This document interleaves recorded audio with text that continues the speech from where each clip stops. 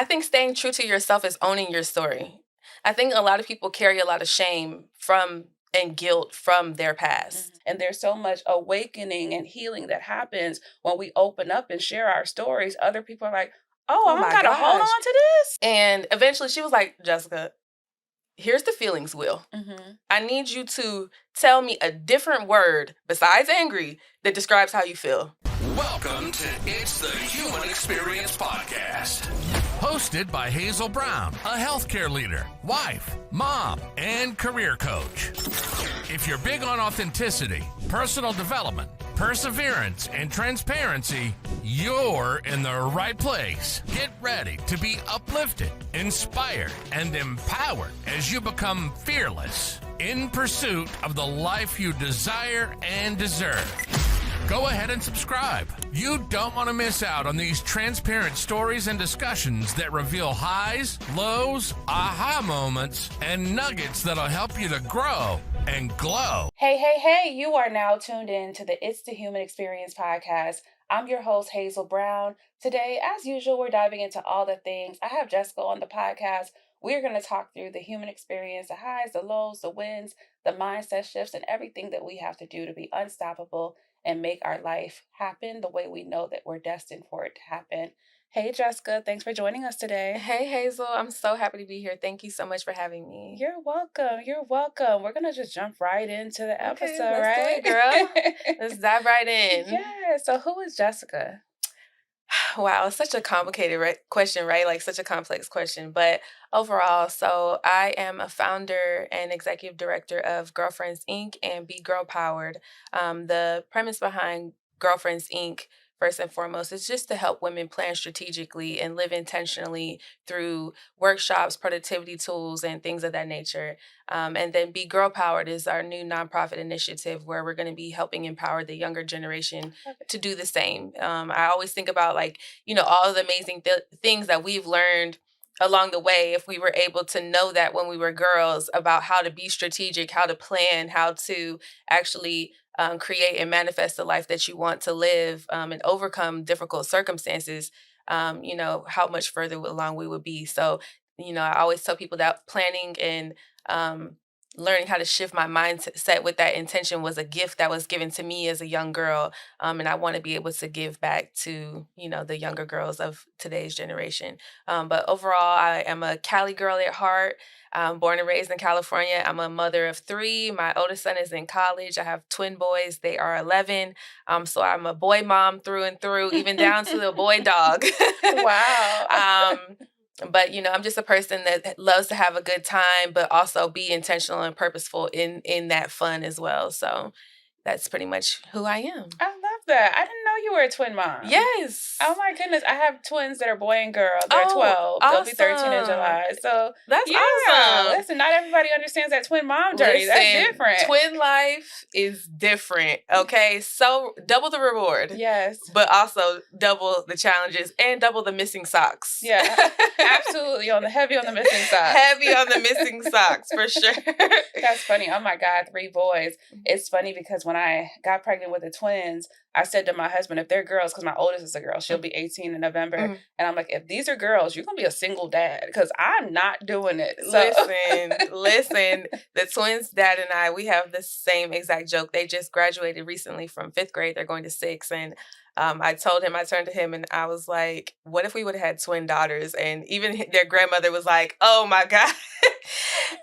The Lord knew. He knew what I could handle, and therefore we have 2 boys. Yes, absolutely. Like, boys are different, though. They're definitely heavy on, they just live in boyland.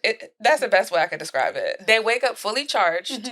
They wake up, the sun comes up, and they're like, yeah, life, I'm ready. Like, girls, it's a lot of moods. It's a lot of attitudes. And I get in my big girl mood sometimes. So I can only imagine twin girls and me. God knew. He knew exactly what he was doing. Oh, my goodness. So how did you get to the point where you wanted to create Girls Inc.? Oh, wow.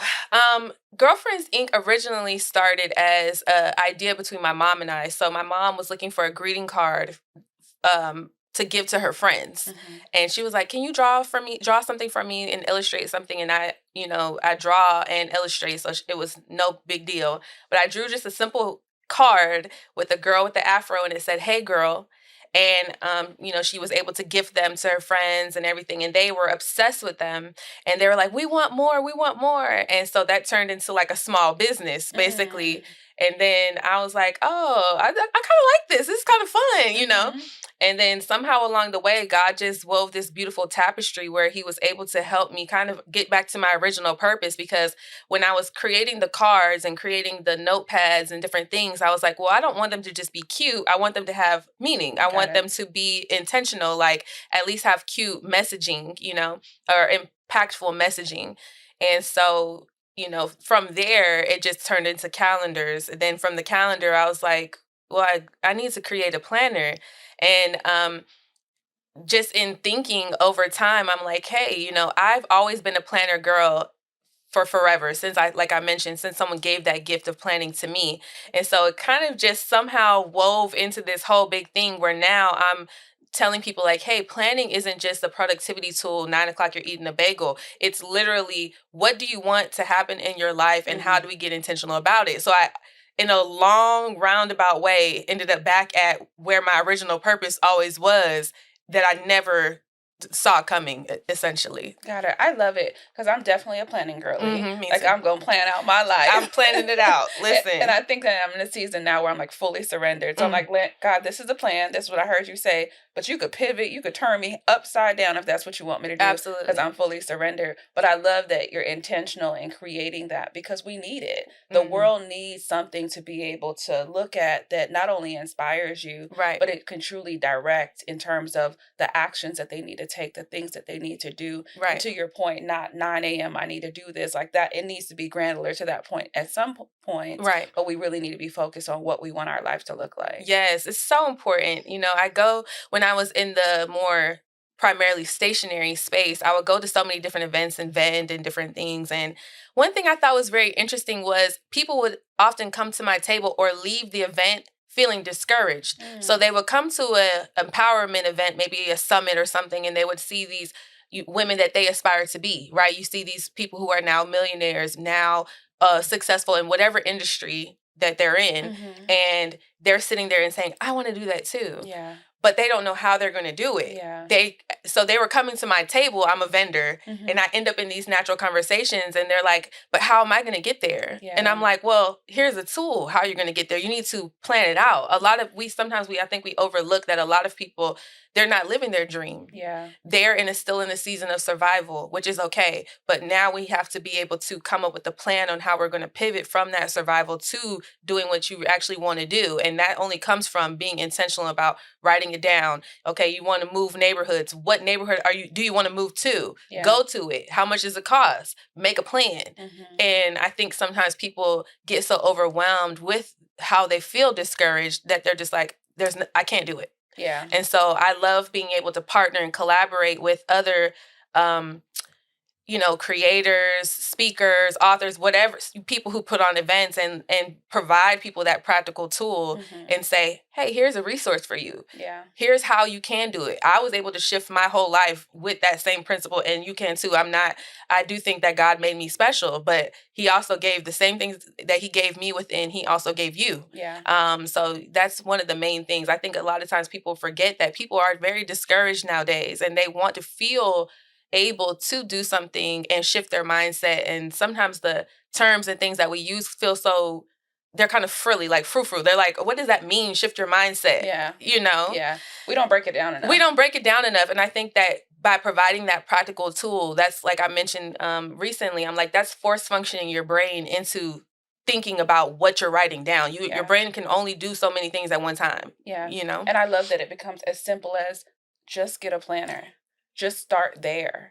Write it down. Write it down. And you have control of how you create your life. I promise you. We complicate it and make it this big thing. Like Yes. it needs to be so like vivacious and all these things need to happen. But the reality is just go with God, sit with God, figure out what it is you need to do with your life, whatever that looks like, start planning it out. and working on the action that you need to be able to actualize it, and then using that planner to kind of help guide you. And then you write a new goal and you make that one happen when you're Yes. done. Yes. Yeah. I think that people forget sometimes that um it is that simple. Yeah. It's taking that first step. It's getting your brain to think about something different, creating a new pattern. We talk about it in scientific terms, like creating different neural pathways for your brains, but people don't want to hear about all of that unless you're just sometimes like a geek like me. I like really love digging down deep into it. But everybody doesn't understand that. Yeah. But the first way to do that is by literally thinking of something of where you want to go, not reliving your past, not stuck on your trauma, not all of that, because we all have a story to tell. Yeah. But where do I want to go? And taking the first step there, in my opinion, is envisioning it and writing it down. Yeah, absolutely. I definitely want to go into a question. Like, we all face setbacks, to your point. Like, how do you stay true to yourself when it comes to moments where you feel like everything is falling apart? Ooh. I think staying true to yourself is owning your story. I think a lot of people carry a lot of shame and guilt from their past. And I think that once you release yourself from that guilt and shame and own that that is your truth and own how it has actually built you and not broke you, and realize that that's part of your superpower. I think that that really helps shift that thought, because now everything that I once thought was a setback, that was part of building me. I've reframed it into thinking it was actually for my betterment. It was for my good. Even the bad things, even the things that actually almost took me out, actually all came together as a part of the story. I wouldn't be here today if that hadn't happened. Unfortunately, it did, but fortunately, I overcame, So I think for me, I take thoughts captive in my mind when I have those moments so I can give myself a good self-talk, a good pep talk, and motivate myself. I think sometimes we look to others to encourage us, but really in reality, we have to encourage ourselves. We have to know how to, on our inner self and our innermost child, say like, get up, girl, you got this, and I think that reframing my story and owning it, that is my truth. That is my testimony. That is, if someone came to me and was like, you used to do this, da, da, da, you know what? I did. Yeah. And God still loved me. And he still saved me. And he still found me worthy of a calling. He still, before I would have been like, you know what? Dang, I'm a loser. I would have allowed that negativity to impact me in a negative way. But now it's like, you know what? It kind of hypes me up because I'm like, you know what? I'm still chosen. All that happened and God still chose me. Amen. So I think that a lot of it just comes from learning to that mindset shift, reframing your thoughts, I love that you spoke on shame because I feel like that's what holds a lot of people back. Oh, oftentimes. absolutely. It's the fact that we grow up in communities with families and people that's like, keep it private. Don't tell people this or don't say this. Oh my God, this happened. And we carry those things with us to where we feel like those things are going to hinder us because Lord knows we don't want anybody to find out about that. But to your point, when you start to own your truth and you start to recognize that everything is happening for us and not to us. So he didn't put us in these circumstances in the past or in our current state for us not to learn from it. And because we can relate to whatever circumstance we went through, we could actually help the girls, to your point, the young girls, help the people that are on the same path as us. But without us actually going through it, we only have book knowledge as opposed to true hand experience to be able to see the blind spots and the shortcomings that someone may have. You can speak life into someone when you actually know what they've been through and you've come through it. So it's like so necessary. Necessary. But if we sit with what we're taught, it's like, ooh, oh my God, like I went through this. I don't want them to know. But why not? What's wrong with it? That's heavy and so good because I think what happens is that, sometimes the voices that we're hearing, right? The people who are telling us that they will feel shame based on what you're saying become louder than your own. Yeah. And your care and concern for them and their well-being becomes louder than your care and concern for self. Yeah. And I think when I got to a place that I realized my voice actually matters too. My voice matters because that was part of my trauma, right? So part of my trauma was feeling silenced. So, and that I couldn't speak up. I couldn't say anything to help myself. And I went along to get along, like people always say, right? And I think that eventually I had to learn to speak up. Yeah. And so sometimes it's uncomfortable, but it's necessary. That was a lesson that I had to learn, and I had to ask myself those critical questions. Like my therapist always says, lean in and get curious. Yeah. Lean in and get curious about why I felt silenced. Lean in and got curious about why I felt I couldn't say anything because it would disrupt and ruffle other people's feathers. Mm-hmm. But I had to realize I was also ruffling my own by staying silent. Yeah. And so I think when you come to a place of like, I can't keep torturing and sabotaging myself. I'm sabotaging and torturing myself by being quiet about something that I need to actually release Right. by speaking. And so, yeah, I think a lot of people carry a lot of shame. And I feel like the shame also comes from knowing better, not doing better. Mm-hmm. We Mm-hmm. all have been there. Mm-hmm. And the shame also comes from things we've been through sometimes. We put ourselves in situations because of that trauma that maybe we shouldn't repeat. And I think that's part of the work. Yeah. That's part of the work in understanding mindset. People don't want to do the work these days, and that's the concerning part. But at least when you're planning, I feel like, and you're thinking of what you want to accomplish in your future, it kind of forces you to start thinking about everything. Yeah. Yeah. In my opinion. I love that so much because I feel like what you talked about on is really like the healing journey. Yes. Right? People don't want to look in the mirror. Yes. And we use this healing journey term like it's just so pretty. Ooh. And it is not pretty baby, at all. It's you got to fight through that thing. Yeah. And I think the reality is too, you talked about having a therapist. So you're doing the work. Oh, yeah. And so many times we don't recognize that it takes the healing and the doing the work to let go of shame. Yes. And then to also be able to recognize like the gifts that come out of that in terms of the clarity, in terms of the lives that you could change around the things that you've gone through, because you're not the only person that's gone through it. There's so many other people, and there's so much awakening and healing that happens when we open up and share our stories. Other people are like, oh, I'm gotta hold on to this. No. One of the most life-changing things, and I'm an advocate for life, I promise you, I will get on any stage, any opportunity, and talk about group therapy. Yeah. Okay? I almost lost my mind a few years ago, maybe like 3 years ago. And I was inpatient and I was hospitalized. I was, my mom had to fly here from California because we were like, what is going on?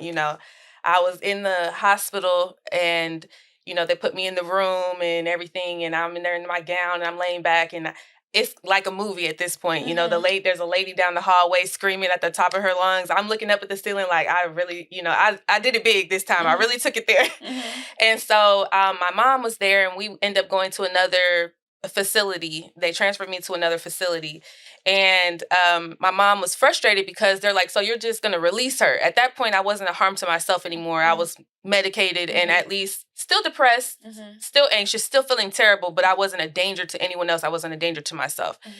And so they released me as they have to. Mm-hmm. And my mom was like, so you're just going to send her home? Like, there has to be more that she needs to be doing besides just going to therapy once a week. Mm-hmm. And a little lady there, she was like, well, we have a intensive outpatient program, IOP program, or AKA group therapy, Mm-hmm. that might be good for trauma survivors. Mm-hmm. And it's a women's group.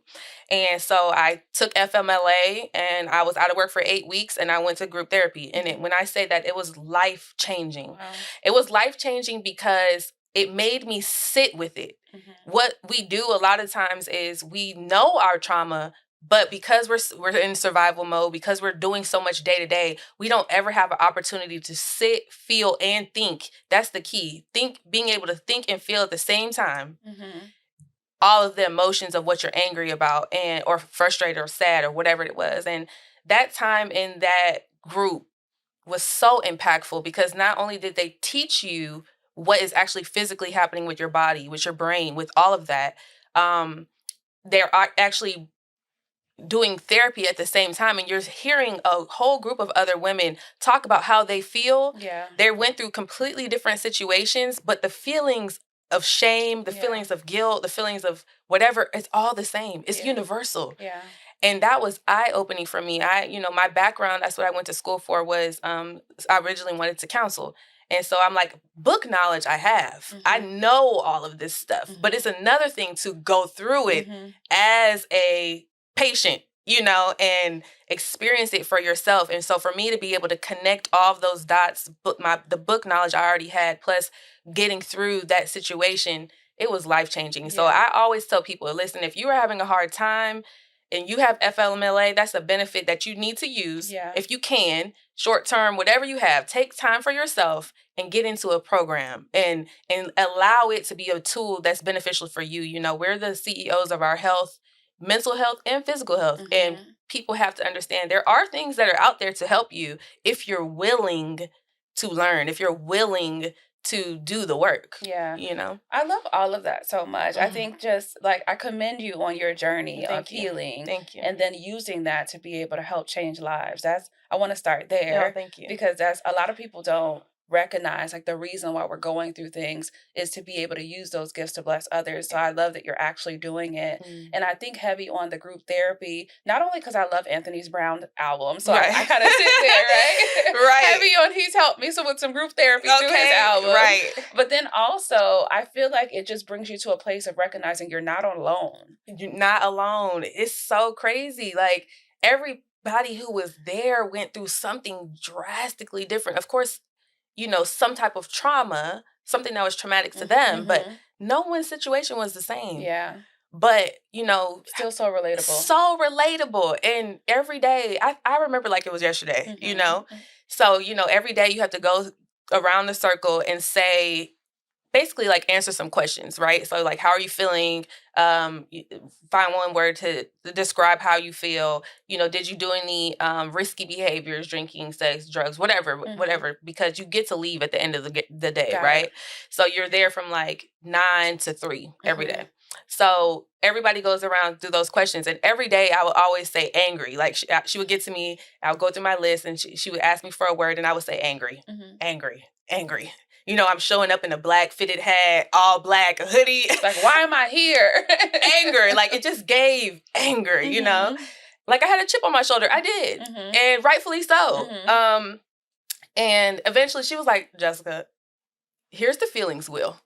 I need you to tell me a different word besides angry that describes how you feel. Love it. And that is when we were able to actually start getting to the root of what was going on. Of course, there was still work to do after I left group therapy, but that was like the opening, the catalyst for me finally understanding like mind blow moment. I actually am very angry. And I can see the transition in myself as well, because like I said, when I first started going, I'm showing up in all black. I'm mad. Like, why am I here? This is dumb. By the time I'm leaving, I'm back to me. I'm back in my cute little outfits. I'm bubbly. I'm talking to everybody there. And so there was a visible difference, And so I think when people are really ready to do the work, when you're really ready to say yes to a different future than what you've already experienced, then that is the motivation. Yeah. You have to be ready to actually do something different. Yeah. I love that you kind of were, I love that you were transparent about that journey, because I've talked about it before on the podcast in terms of moments in my life where it felt like things were too hard and my answer to God was just take me out. Like I'm done. I've had enough. And then I had to recognize like that's a trend. That's giving up. And you're like ultimately giving up because it's too hard, but you can do hard things. Yes. So I love that you really spoke through that journey. And I think within that space, I think it's important that we sit in it, because I think that too many times we're not being honest about when you're an entrepreneur, that faith walk is not easy. Not everyone can relate to it. And so you're going to feel alone often on the journey unless you create communities and surround yourself with people who understand you so that you don't give up. Because many times I look back at moments that I wanted to give up and I'm like, God, I just disappear. I've told my sisters before, like, I'm like, this is weird. I'm like, God, just like pull me through the upstairs or the downstairs and just bring me out somewhere. It's like, you just want to disappear. Yes. And my sister's like, that's a weird description of what you want to have. Right. Like, why do you want to be invisible? Right, exactly. Yeah. And so it's like you're just tired of going through the things, but it's like we have to learn how to find that community, find that support through a therapist, through people that understand, that make you feel heard and seen, so that you can recognize that you can get through it because it's a temporary moment. Yes. Because I'm sure it's been like that for you. Like when I look back and I'm like, girl, if you would have said, forget it, you wouldn't have been able to enjoy this. Like, what is your problem? And that's the crazy part, right? Because if I would have if I would have been successful in Mhm. my attempt, Mhm. I wouldn't be here. Right. I literally am living proof. And that's why Mhm. I don't have any shame in talking about Yeah. it. I am living proof because if I would have never imagined that I would literally be living my dream today. Yeah. I'm living my dream. And I'm only living my dream because number one, I said yes to God. Yes. And number two, I'm living it because I'm honest and Yeah. I've owned my story. No Yeah. one can make me feel bad about what I've experienced. Right. I don't care if they think that it's negative or whatever. That's the world's view. Yeah. But when God has called you to do something, you just Mhm. have to be obedient. I can Yeah. remember to the day, actually. I was on my way to my 9 to 5 at the time. And um, I had it on my heart that I needed to start sharing my testimony about what happened when I was inpatient. Mhm. I feel like in the Black community, especially, Mhm. we're starting to talk about therapy and different things, but we don't talk about people that are taking medication. We aren't talking about people who are hospitalized or in the whys behind Mhm. that Mhm. trauma. We're at the tip of the iceberg, I Yeah. feel like, right? So I felt on my heart that he wanted me to talk. He was like, Jessica, you need to speak. You need to open your mouth. And I had been doing what I was used to doing in my trauma, which is feeling silence, not saying anything just because I don't want to ruffle feathers. Yeah. And so I remember that day, I just posted on Facebook. I sat there, I pulled over, sat there, typed a long message about, hey, I still have a picture of the band when I was hospitalized. Mm. I posted the picture and I said, this is what happened. Da, da, da. If you're struggling, whatever, you're never too far for God to save you. You're Yeah. never too far gone for God to help you. And from that, I literally put in the bottom of my post that God has told me to speak with authenticity and a genuine heart and spirit. And look where I am today. Yeah. Like literally being obedient, number one, is the key thing, For but sure. also owning your story. Sometimes, like you said, the most important parts of your story are what's gonna help other people, and they Mhm. can't help you if you're not being genuine. Yeah. And people pick up on it. Real recognize real. Right. And I think that's the most important part is to know that what you're doing is of your life. Like you're not following trends. You're simply surrendered and following Ooh. what God is telling you to do. Ooh. And with the impact that you're able to make, people are like, how are you able to do it?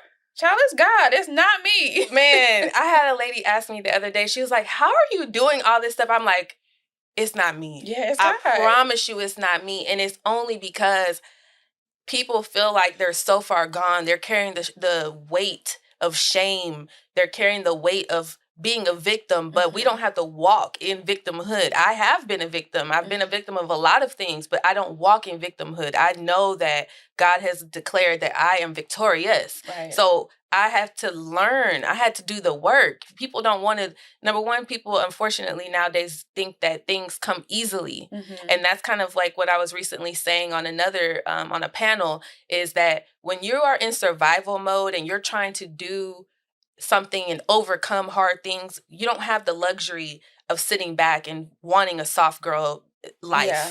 You don't. You have to press because it's not pretty. Yeah. It's not easy. And there's this tone that's being set for people nowadays that just sit back and because you're a woman, you don't have to do anything.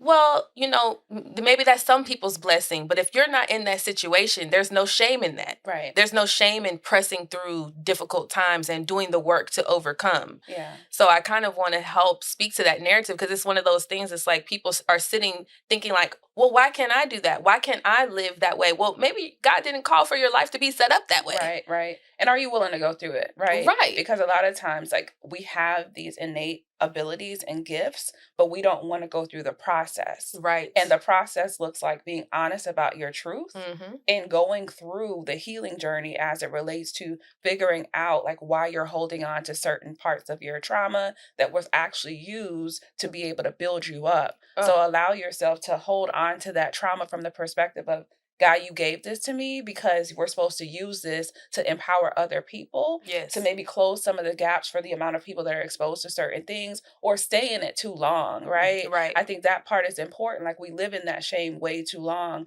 when Mhm. it's heavy on living now. And so I relate to what you're saying so much, not only from like experiencing moments in my life where I've wanted to give up, but Mhm. also from understanding that we only have one life and we deserve to live it now, not Yes, in we do. shame, Yes. but to enjoy it. And it's like, it's up to us to decide to live in that life. Mhm. And so that really leads me to the next question as it relates to, what was the moment in your life that you realized that you were the only person holding you back?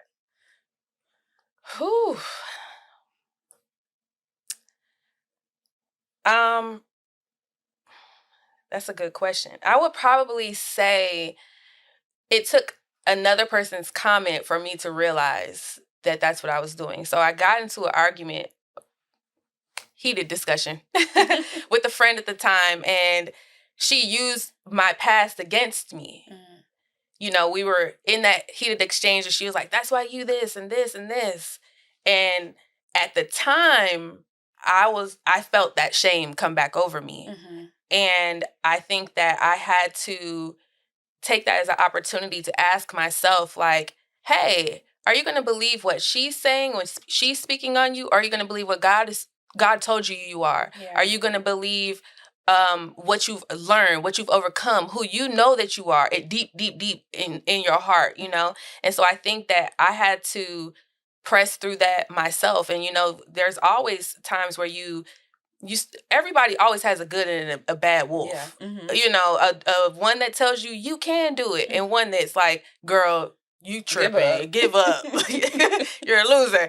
You know, and it's just a choice every day. And I Yeah, feel like, you know, I don't really. Besides that one conversation, I think that that was a pivotal moment for me because I had to choose at the time, and since that time, I have consistently chosen to feed the wolf that believes the good in me, to yeah, feed the wolf that knows I have a call, feed the wolf that's a choice every day yeah, you have to make, because there are some days that you're just like, you know what, I suck. yeah, But you have to choose deliberately and intentionally. So I don't know if that's something that anyone ever stops doing. You yeah, know, everyone, that's like when they created this term imposter syndrome. mhm, You know, we all experience that, right, you know, and it's just a choice to go, yeah, don't be, get yeah, that little voice like you being yeah, a hater. No. yeah. And then move forward with what you actually want to do. Yeah, I love that so much because I think that a lot of guests talk about imposter syndrome, and I'm heavy on it's just that you're in a new environment, like you're not in your comfort zone Right. anymore. So it's like, ooh, child, but you got to know who's guiding you. You got to know that Yes. he always shows up for you, and Yes. you have to continue to choose the version of you that shows up and shows out because you deserve to take up space Oh, and enjoy your life. oh my God, yes. I just recently went to a retreat. And I was there, and I was a speaker at the retreat, and I was there with a lot of heavy hitters, you Mhm. know, and there was a moment when I got there, I was like, why, I'm the small fish in the pond right Mhm. now. Mhm. I'm just now starting on my journey of speaking and doing a lot of different things. And so I'm there with more seasoned people. And there Mhm. was that moment that I thought, like, why am I here? Mhm. Mhm. I'm a little fish. And then I had to remember, I had to turn that thing into a sermon in my own mind. And I was like, but little fish grow to be big fish. Right. Right. You are here because God is expanding you. You're Mhm. here because there is room for growth. There's here because God is growing you. And like that's what I'm saying is once I went to group therapy, and I'm telling you, 3 years ago when I went to group therapy, and it helped me reset my mind and Mhm. what I was telling myself, Mhm. that was the life-changing part, because instead of saying I am the little fish and I'm too small to be here and why am I here and talking myself out of it, I was able to talk myself into it Mhm. and into my own growth, and I Yeah. was able to walk with my head held high, Yeah. versus if I didn't have those tools in my tool belt. I mean, if I did have the book knowledge, but again, it was different to go through it myself. For sure. Once I had those tools in my tool belt, now I'm like, you know what, obviously I'm here because God told me to be here. Yeah. Obviously I'm here because he's expanding my territory Yeah. and increasing me, and I have the capacity. You know, people forget that diamonds are forged under fire. For sure. Coal is not An easy process. going from a lump of coal Mhm. to a diamond is not easy. The Mhm. piece of coal is not strong. You Mhm. could break it. It's only when it's forged under fire Yeah. that it becomes almost indestructible. It's like Yeah. you got to go through that. You got to go through the fire. And a Yeah. lot of those challenges that we experience, each individual, that is your fire. That's your time in the kiln for God to build you into being what he called you to be. Yeah. I love that so much because I think you just spoke about the process from going from a coal to becoming a diamond, right? Right. But I think that if the listeners go even further back, the process to even create coal Right. is something else. And I only know because I have a brother that lives in Jamaica, and he Okay. does coal sometimes, and he'll send me the videos of putting all these bushes over the coal and getting it to withstand all that heat. It's like it's days worth in Yes. process. And I'm looking like, have fun. Have Like, fun. I'm good. I'm good. I'm good. And we want the diamond, but we don't want to go through the process of becoming the coal, Right. nor do we want to go from a coal to a diamond. And we got to go through the process. You gotta go through the process. And I always remember it's like when I saw you the other day and we were talking about in the garden, and similar to this situation, we're talking about the coal. What I love most about those visualizing that is that in the garden, there's a gardener. Yeah. And when their coal is being selected and worked, there is a person in this situation, your brother, that worked it. He selects a piece of coal and decides this piece of coal is going to go through the process. Yeah. And that is God. Yeah. And that is the part that we can't ever look over it. When you're in these seasons and you're going through the fire, it's because God selected you to go through it. Yeah. When you're in the garden and the gardener is tending to you and God is tending to you and he's pruning you and developing you, it's because he saw it to be done that way so you could bloom, so you could blossom into who you were called to be. And that's the part that it doesn't really matter if you're like, this leaf is good. Yeah. And the guy's like, no, it needs to go. He's like, "Bleh." Yeah. That pruning is hard, but it's necessary. Yeah. It's very necessary. And, I have an aunt, she's 78 and she's so sweet. And she's always ministering to me, speaking wisdom into me. And she was here recently and she was like, God wants you to know that everything that you've ever been through, he was with you. Yeah. It hurt him just as much as it hurt you, but he knew that all of it was going to work together for his glory. The whole story that you have was going to bring glory back to his name. Yeah. So he had to let you go through those tough times to get to the fullness of who he called you to be. Yeah. And I'm like, it's a lot to take in sometimes because it is hard. Yeah. Life is hard. Yeah. Life be lifing. Life be lifing. Yeah. I love that so much. And I think I want to have you on the Real Recognize Real because an event that you recently spoke at, I was in the audience. And so I talk all the time on podcasts about the events that I host. Yeah. And just hearing you speak, like for me, it spoke volumes as it relates to like your authenticity, as it relates to like, this is truly the journey that you were called to speak on and that you've been through. And I think to me, that's what I look for when I'm looking for people that are providing that feedback to attendees and helping to change and move lives. And so you talked about like being a somewhat of an imposter in that environment that you went to that's kind of exposing you to bigger fish in the pond. But I think it's important that we sit in like to give yourself grace as it relates to there are so many people that appear to be further along on the journey, but they're not happy with self because they skipped the work. So they could have gone through societal goals from the perspective of they have 1 million followers or they have 1 million in their bank account or whatever the case may be for their lives, but they're still not happy and they're still in the state that you were over 3 years ago, but you've done the work. And so you're coming from it from such an authentic place to where you're healing and you're choosing every day to be intentional about the way you live your life and the way you impact the lives of others. And so sometimes we don't realize that it may look like we're the small fish, but we're actually the big fish because we love our life and we've built it in a way that makes the most sense for us, that we can make the most impact. So I wanted to give you your roses there. I appreciate that so much. Yeah. I appreciate that so much because, I just pivoted from my 9 to 5 to full-time entrepreneurship, literally just be in obedience. And I sat at my desk many a days and I felt God telling me like, it's time to go. It's time to move. And I was like, Lord, like, I'm like, give me a sign.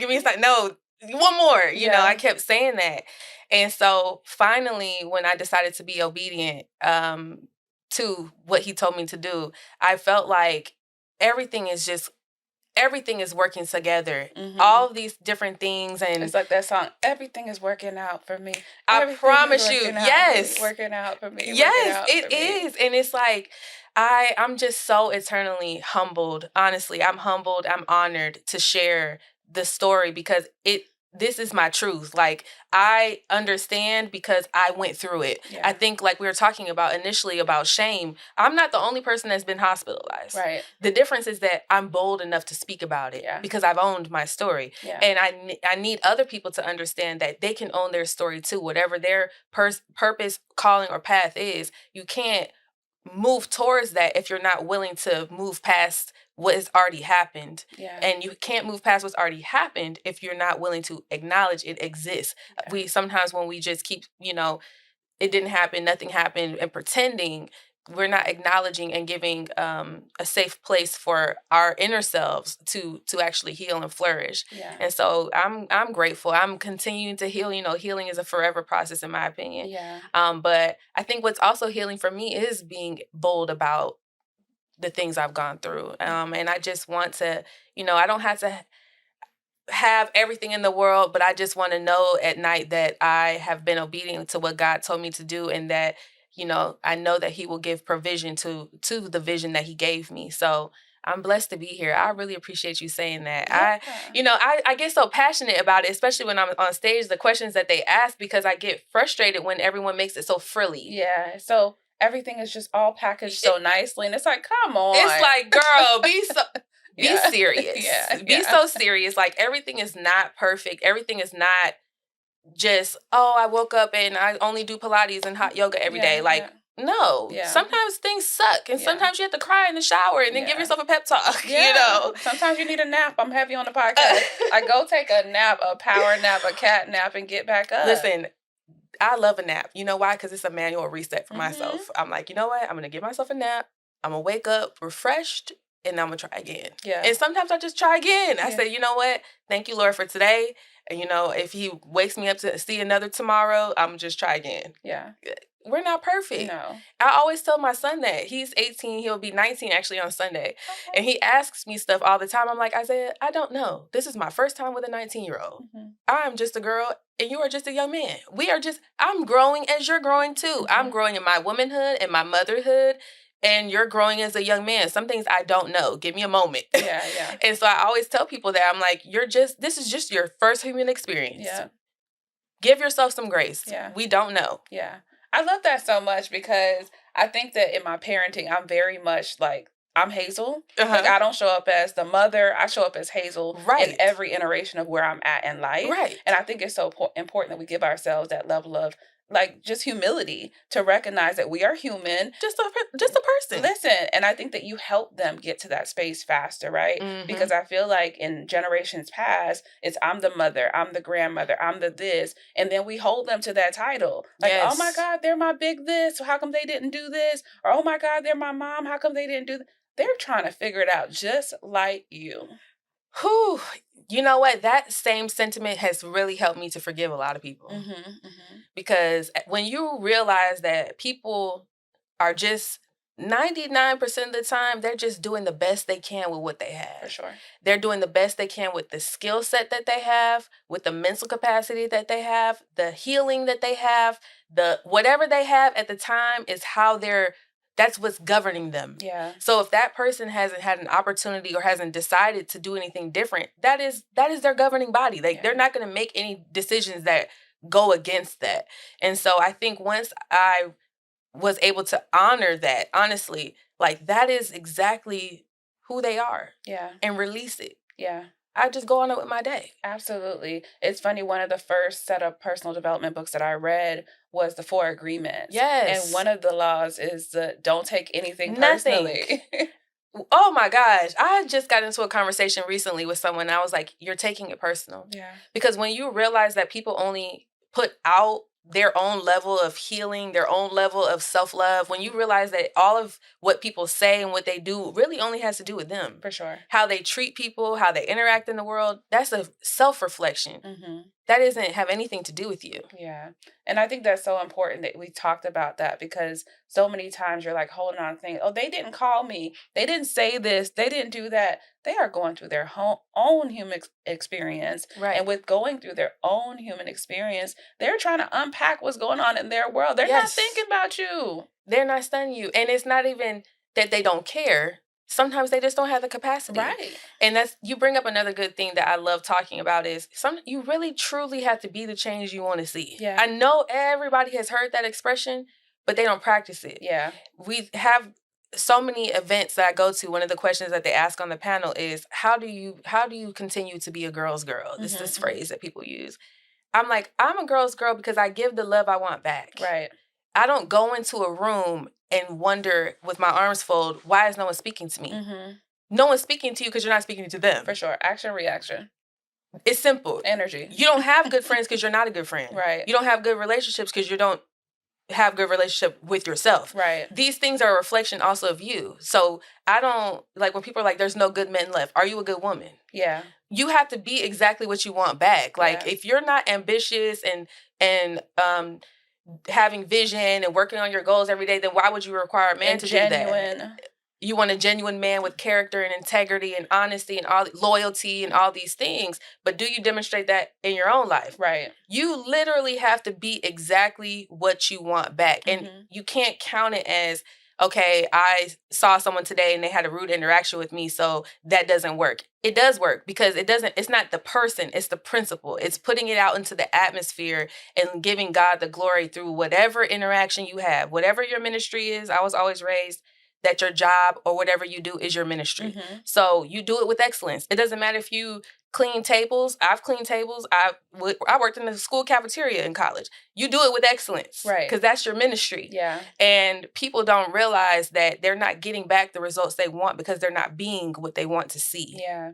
They're not good at whatever they are and where they are in their process. Yes. Is what I really heavily pull from that, because I think to the point of us talking about the process, so many times people, like, if they're of God in terms of spirit-led and faith-centered, they see the vision and they're just so focused on getting to the finish line, Right. that they're not standing up the days of cleaning in the cafeteria Yes. of excellence. So how can he trust you with the next thing? That's and important. You may feel like, oh my God, I'm stuck. Like, why is this not working out? But you can't do what he gave you to do. How do you expect him to give you the ball? Girl, you have a little hoopty right now that you don't take care of, you don't wash, don't get an oil change, all this and all that, and you want a Lambo. Right? Like, make it make sense. Make it make sense. The Bible says that. You have to be faithful in the small so he could bless you with more. Yeah. And I think that that's so key. When you have principle, it doesn't change with situation. It just is. Yeah. And so I think that when we get back to the basics of, if you're faith-led like me, you get back to the basics of what does the Bible say, and governing ourselves the best we can in that way. And then also being willing to go through the process and do the work to better understand ourselves. So when he does bring you to bloom, when he does bless you, number one, you give him the glory. Yeah. And number two, you're better off for it. Yeah. Because you went through the process. Yeah, you done built that muscle. You know what you're capable of. It's like, ooh, child, I could do anything. I'm strong. That's it. I mean, I do sometimes get tired of people saying, like, you're so strong. I'm like, I'm not strong in that sense. I feel like I've endured. Sometimes we have to realize it's not what's the tortoise and the hare, like the example they give of like the turtle running and the rabbit running, right? Like one is moving real fast and one is not. I feel like sometimes we have to build up our spiritual endurance, and we have to understand that slow and steady sometimes win the race. Absolutely. Sometimes you just got to just one step every day. Yeah, because it's you versus you. It's you versus you. You don't have to get there overnight. Yeah. Just get there. Yeah, absolutely. I love that so much. And I think it really kind of brings back where people are like going on a marathon and they kind of just come on the field, the track field, if you will. And so you're kind of like, oh, how come they're there? Like, they've been in there practicing. You just got there. And it's like heavy on, you're comparing your year 1 to their year 50. And you don't know how long they've been in there going through the process to get to where they are. And you're not willing to go through what they went through to get to where they are, but you're ready to be where they are. You want to be like them, but would you be willing to own the same story that they had, go through the same thing that they had to get there? That's so good. Yeah. And then I think that to your point about like expanding on things is like back in the day, I feel like we got all the wisdom we needed. They just weren't expanded on, because it's like people will say you wouldn't want to walk a mile in their shoe, but they don't express what all that journey really entails. Right. And they never like, really broke it down. Yo, that's the thing that's so crazy, right? Like, as an adult now, realizing that a lot of what the phrases and adages that people had back then, they're true. Yeah, very much so. Yes, You're very like, true. oh, You're like, this is what this means. that's what my grandma meant. Why didn't say it that way? Why she didn't break it down? But at least we had the wisdom, it was poured into me, and I'm grateful for that. Yeah. But now the dots are connecting. Yeah. The Blues Clues are really, and they don't come connect together till we're ready for them. I think that's what we don't recognize, is that, to your point of your aunt like pouring into you. Yes. Like, we can be poured into by the people God needs to pour into us, but the light bulb won't light up until we're ready for it. Absolutely. But the fact that it's there in our container, in our tool belt, ready to be pulled when we need it, that's what's important. And I think so readily we want all the tools to be in our hand. As long as they're in our tool belt, we're good to go. We have what we need. Yes, very much so. That's so important, I think, to know that you are equipped. Yeah. I think that people search all over the world. There's a song too, right? I searched all over. All my stuff always ends up coming back to God, because it's just true for me. Yeah. People search all over. They try drugs. They try promiscuous behavior. They try a million different things. Yeah. And not to say that those things are, for each person has their own story. Yeah. So it's not to bring shame upon anyone who's experiencing that. But the only thing that gave me true healing and fulfillment was, number one, God, and number two, using the tools he gave me through actual therapy. They go hand in hand to me. Yeah. I feel like it was connecting both sides of my brain and my heart. Yeah.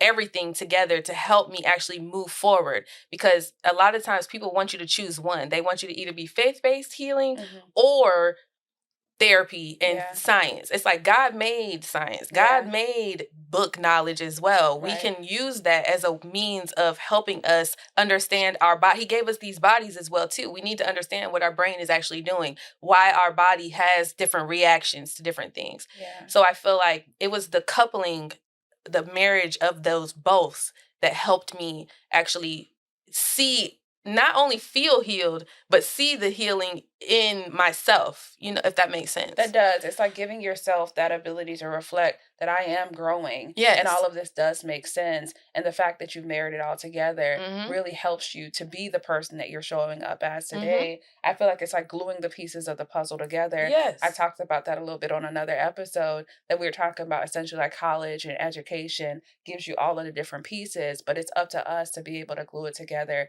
And it sounds like the foundation of therapy, faith-centeredness in terms of God, and using those gems and gluing everything together just helps you be able to execute it. And I'm heavy on singing on the podcast, so I can't help but like wanting to say, nobody greater. Listen, nobody greater. I can shout it from the rooftop. Yeah. And, I just think that, I tell people all the time, I'm like, just try him. Yeah. Just try him and see, because, if it don't work out for you, call me. Yeah. But I promise you, he's at the door, he'll knock, and he wants you to answer. Yeah. And when you try him and decide, like, I'm going to let go of that control and that feeling of need to be in control, and give it to God, give my problems, my cares, worries, all of it to him, and also work on myself. It's empowering, because nothing that anyone else can say about me matters more than what God says about me. Yeah. And that is like those simple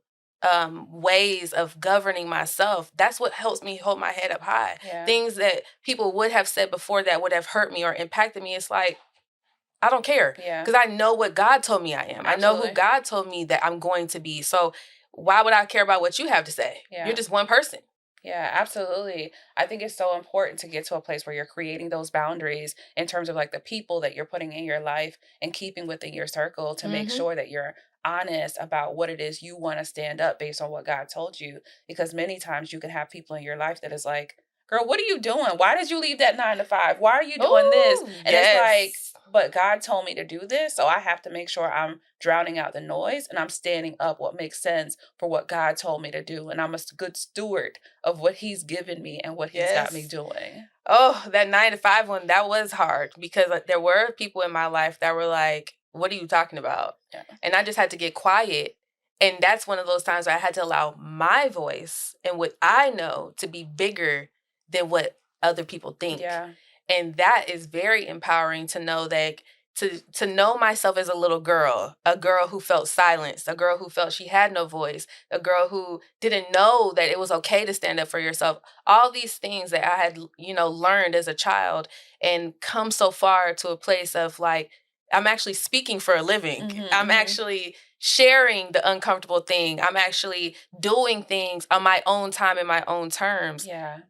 That's amazing. Like, I can give no one the glory but God, but also the fact that it's empowering for me as a woman to know, like, you've come so far from where you were, Yeah. years ago. Absolutely. And that growth is like so important. Yes. It's funny because after losing my mom, like I really like developed my relationship with God like stronger than ever. Like clearly when I was in college and all through my life, I had a relationship with him and that would always be like my backbone. But when I lost my mom, it was like fully surrendered because that was my person. Right. And it's like, I can't do this without my mama if I can't do it without you. Like Right. I have to have you. There's no way that I can do this journey and continue this journey without you, God. So it's funny because my mom was heavy on God. I talk about that a lot in the podcast, but she was heavy on God to where she's like, love is the master key, is her biggest thing, and God is a jealous God. And so after she passed, it was just kind of like, I think I say that on episode 1, 2, or 3, that I was like, okay, we're not going to use intuition no more. We're not going to use gut no more. It's straight Holy Spirit, God. It's very clear because my mom and a cousin would call me and say, hey, I heard some of the YouTube things you were doing, but I heard you talk about intuition. What are you referring to? And I'm like, it's God.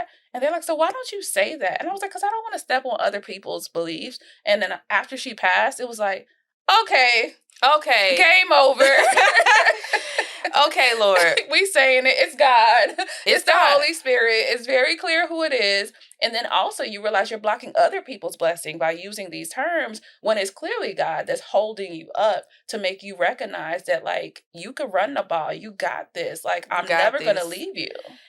Whew, that's good. That's good. That's really good, Hazel, because I think that that's a thing of this world, right? Where they take principles that were God driven and they try to water them down to be more digestible for more people to want to be a part of. And it's like your intuition, that's a word they created because God gave us these bodies for a reason. He gave us those feelings for a reason within ourselves called the Holy Spirit. Right.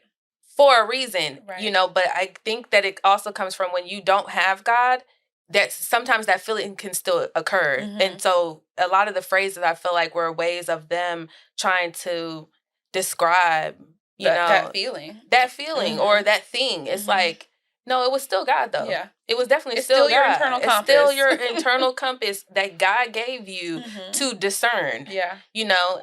That's so important. I think that that's very true. People definitely try to water down the message. The message is still the same. The message has always been the same. Yeah, absolutely. I love that so much. I feel like we talked about so many things, and I want to circle back on like building communities. Okay. Partly because you come to my event, so I definitely want to shameless plug that. What was the experience like for you at the event that you came to Call for More? Wow. So I think that the event itself, really want to give you your flowers because it was a beautiful event. And I think what made it special is that it wasn't just the typical tip of the iceberg event where people are just only saying the good. I think people were sharing the fullness of their testimonies, the fullness of their stories of how they went from point A to point B and the process that they went through to get there. And I think that I really love your event because I'm a meat and potatoes type person when it comes to conversation. Yeah. I don't often do just like, oh, hey. Surface level. I'm really not a surface level person. So I really loved it because everybody was digging deep.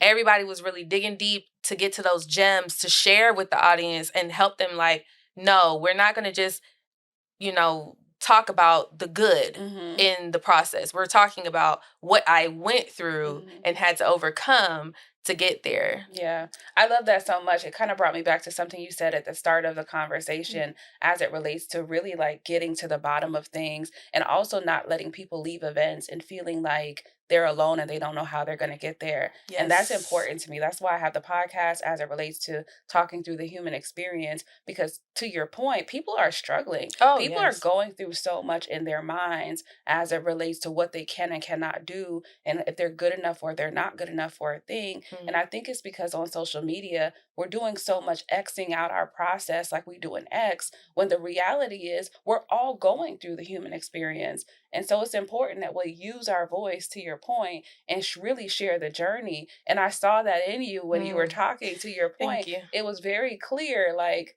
we gonna talk about the things, so we gonna make some real transformation. Like, Let's get to it, yeah. okay? Let's get to it. Like, if I think that that's so important. Like, Yeah. I've been doing my business technically since 2020, and I think that through a myriad of events that I've worked in just so many situations, people really do leave the events discouraged. Yeah. People get in my DMs all the time, or even when I'm in different environments and they're like, I want to go to the event because I think it will help me. I need to get out. I need to make new connections. I need to, I was at home and I really wanted to go and it looked like a good time, but I was scared. Like, so many different things people battle within themselves to even get to the event. Then they get to the event, and I hate to say it, but the event is not talking about anything. Yeah. The event, you had cute 5 little meatballs, a cocktail, and some pictures, some Instagram pictures, and that person left unchanged. Yeah.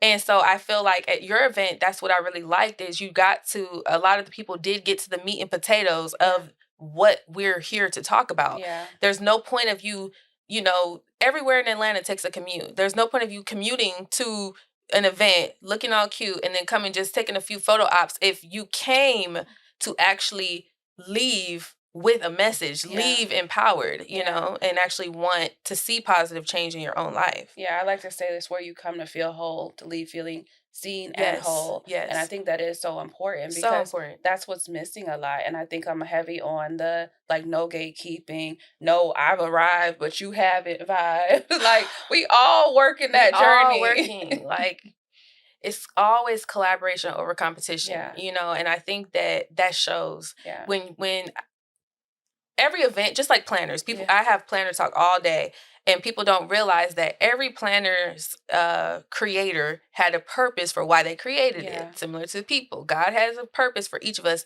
Planners do too. So there's a goal-focused planner, there's task-focused, workout, health. They all have an intent. Yeah. Mine, for Girlfriends Inc., is a goal-focused planner. I want people to be intentional about reaching their goals and changing the trajectory of their life. That is the premise behind my brand. Got it. Similar to your event, you can tell that the premise of your event was to be purpose-driven and impactful. Right. And now there's nothing wrong with going to an event that the purpose is fun or whatever, but people have to be intentional about why they're going to these different things and showing up in those spaces, in the appropriate way. Yeah.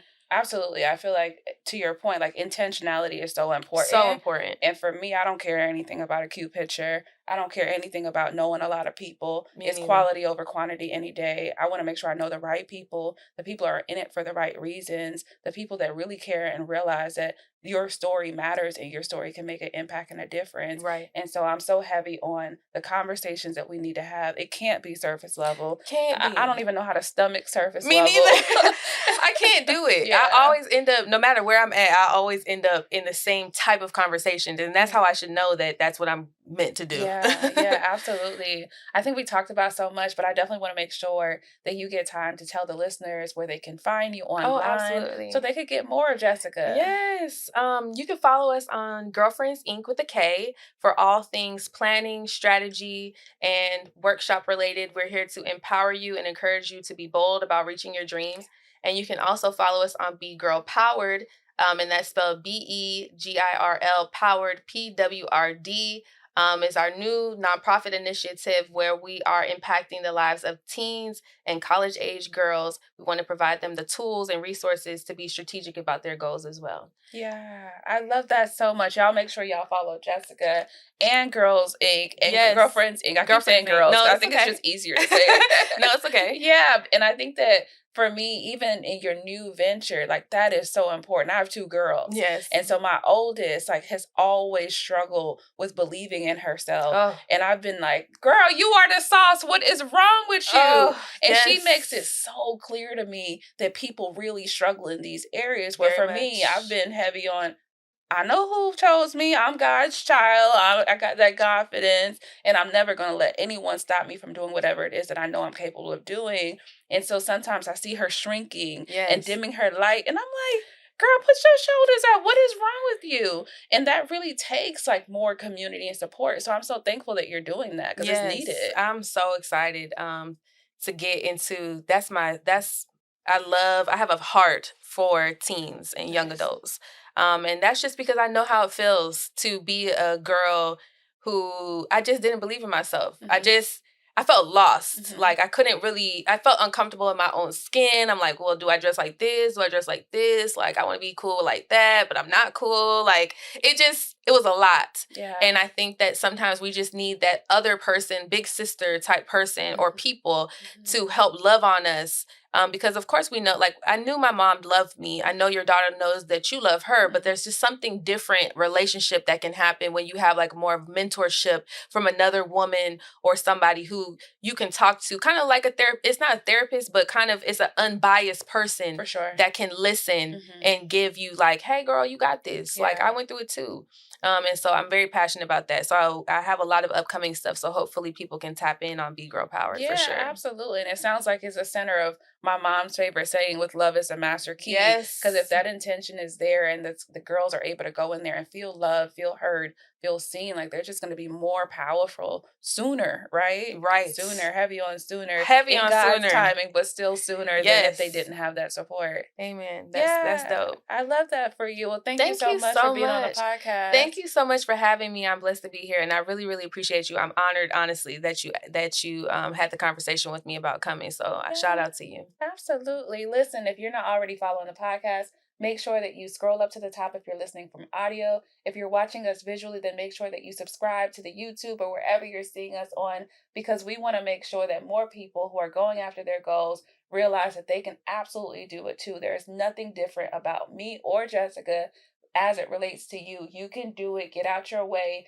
and recognize that everything that you need is already in your tool belt, is in your hand, and whatever you don't have, he is going to make sure that he brings the people, the resources, and the things your way, as long as you stay out your way and bet on yourself. So keep going, keep growing, and I'll catch you on the next episode. Yay! Yay!